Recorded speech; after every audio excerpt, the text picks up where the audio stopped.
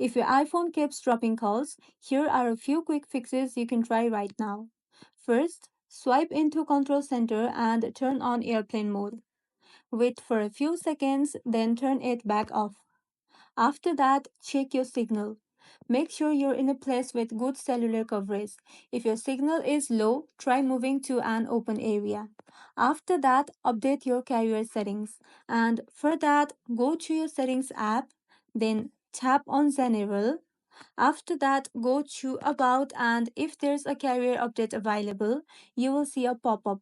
Just tap on Update. After that, restart your iPhone. Simple, but it works. Restarting your phone can fix temporary network bugs. And if your iPhone is still dropping calls, try resetting network settings. And for that, go back to the general menu and scroll all the way down, then tap on Transfer or Reset iPhone. After that, tap on Reset, then choose Reset Network Settings from the options. Just note that this will erase saved Wi Fi passwords. Try these steps one by one and your calling issues should be gone. If not, contact your carrier or Apple support. And that's all.